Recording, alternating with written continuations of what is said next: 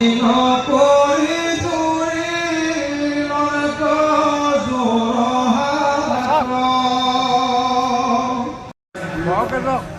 ভগবন্তৰ মুখপদ্মত বিনিষ্কৃত শ্ৰীমদ ভগবত গীতা কিছু পাঠ আৰু আলোচনা কৰিবৰ বাবে আগবাঢ়িছোঁ।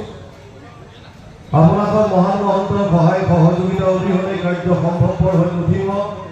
সেই অনুষ্ঠানৰ প্ৰাক মুহূৰ্তত আপোনালোকক সদৌতিৰে শ্ৰীচৰণত আমাৰ মস্তক ৰাখি মহাপুৰুষ মাধৱদেৱৰ এজোকা ঘোষাই আমি দুয়ো সেৱা দি ৰাখিছোঁ। কৃষ্ণ কৃষ্ণ শংকৰ গুৰু হৰি ৰাম ৰাম ৰাম হৰি ৰাম ৰাম কৃষ্ণ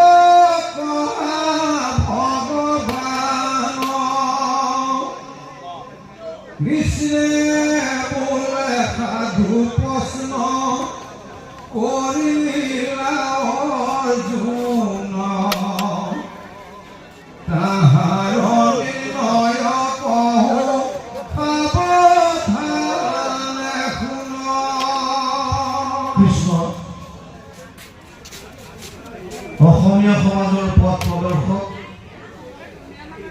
এখন হৰিনাম ধৰ্মৰ ভেটি প্ৰস্তাৱক নৱ বৈষ্ণৱ যুগৰ প্ৰৱৰ্তক জগতগুৰু শ্ৰীমন্ত শংকৰদেৱৰ শ্ৰীচৰণত প্ৰণিপাত জনাই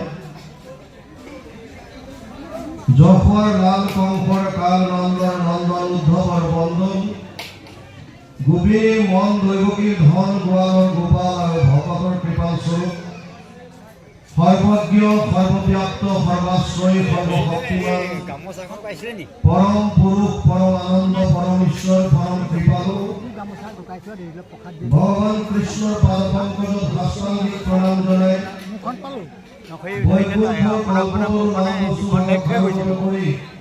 উঠাই দিলে নহয় আজিৰ বৈকুণ্ঠ ধামত উপবিষ্ট তথা উপস্থিত পৰম শ্ৰদ্ধাৰ মাতৃ যুৱক যুৱতী প্ৰমুখ্যে শিশুসকলৰ শৰীৰত্নীৰ বিৰাজমান দিব্য আত্মাক অন্তৰৰ পৰা সেৱা জনাই বিষ্ণু বৈষ্ণৱৰ কথাৰে সমৃদ্ধ প্ৰভু ভগৱন্তৰ মুখপদ্মাত বিনিশ্চিত মহাভাৰতৰ সাৰমৰ্ম শ্ৰীমদ ভগৱত গীতাৰ দ্বাদশ অধ্যায় ভক্তি যোগৰ ওপৰত কিছু চৰ্চা কৰিবৰ বাবে আগবাঢ়িছোঁ। জয় জয়তে যিসকল উদ্যোক্তাৰ উদ্যোগত তথা ভক্তপ্ৰাণ ৰাইজৰ দান বৰঙণিৰ দ্বাৰা এই অনুষ্ঠানভাগ অনুষ্ঠিত হৈছে, আমি সেইসকল সেৱকীৰ শ্ৰীচৰণত আমাৰ শ্ৰদ্ধা ভাষা নিবেদিছোঁ।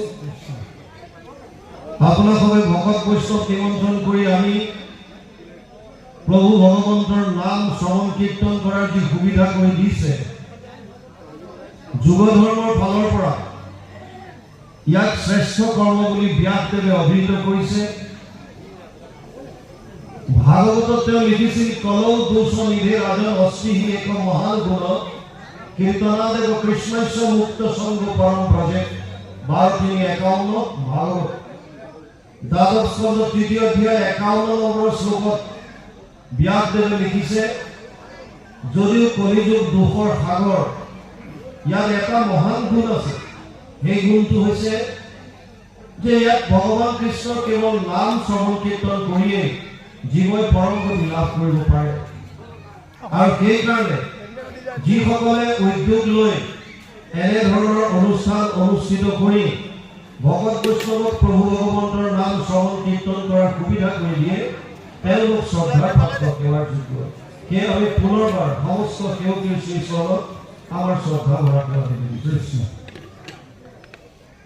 আপোনালোকে আজি চৰ্চা কৰিবলৈ দিছে গীতাৰ ওপৰত। আমি গীতা বুলি কোৱাৰ লগে লগে গীতা শব্দটো গীতৰ পৰা আহিছে।